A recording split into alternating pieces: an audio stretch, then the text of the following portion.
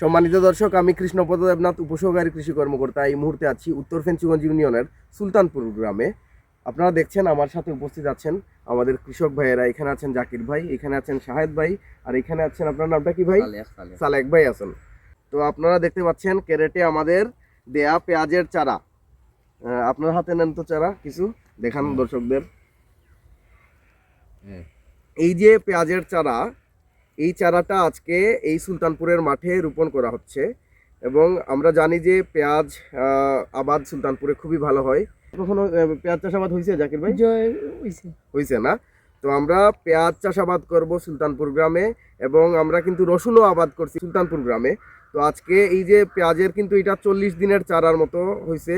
35 থেকে 40 দিন হবে এই চারার বয়স, তাই না সালেক ভাই? তো 35 থেকে 40 দিনের চারা। আমরা কিন্তু চারার আগাটা আমরা কেটে দিছি গতকালকে এটা কাটার পর আমরা কিন্তু ছত্রাকনাশক স্প্রে করছি। কোনটা ছত্রাকনাশক স্প্রে করছি? অটোস্টিন। হ্যাঁ, কার্বেন্ডাজিম গ্রুপের ছত্রাকনাশক অটোস্টিন দিয়ে আমরা স্প্রে করে এটা কিন্তু রাখছি। আর এটা কিন্তু উপজেলা কৃষি অফিস ফেঞ্চুগঞ্জের মাধ্যমে বাস্তবায়িত হয়েছে। আমাদের স্যার, উপজেলা কৃষি অফিসার জনাব সুব্রত দেবনাথ স্যার কিন্তু এই চারাটা কিন্তু বাইরে থেকে আনাইছেন, এবং এই চারা বাইরে থেকে এনে এই জায়গায় আমরা 1 বিঘা পরিমাণ জায়গায় কিন্তু আজকে আমরা চারা রোপণ করতেছি। তো আমরা গতকালকে যেহেতু এটা অনেক দূর থেকে আসছিল, তারপর কিন্তু এই চারাটা আমরা বাইন্ড খুলে তারপর এইটার আগা কেটে আমরা কিন্তু কার্বেন্ডাজিম গ্রুপের ছত্রাকনাশক এই যে অটোস্টিন দিয়ে প্রতি লিটার পানিতে 2 গ্রাম হারে মিশিয়ে তারপরে স্প্রে করে এটা মেলে দিছিলাম তো।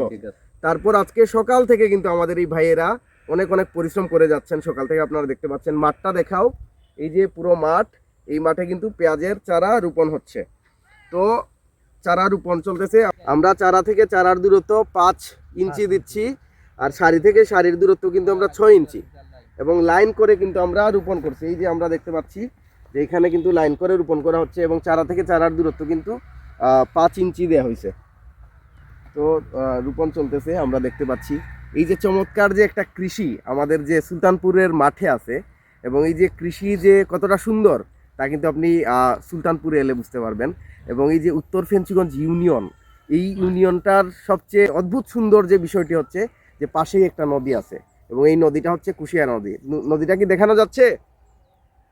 এই হচ্ছে নদী, এবং নদীর ঠিক পাড়ে, নদীর পাড়ের মাটি যে পলি মাটিতে যে উর্বরতা বৃদ্ধি পায়, এবং পলি মাটির যে গুরুত্ব এবং কতটা ভালো মাটি এই মাটি, সেটা কিন্তু আমরা আরো অনেক অনেক ভিডিওতে আমি দেখিয়েছি যে বিভিন্ন ধরনের শাকসবজি এবং সবজিতে আমাদের এই অঞ্চলটা ভরে যায়।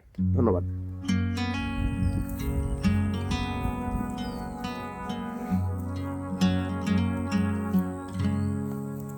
কি সুন্দর সারা।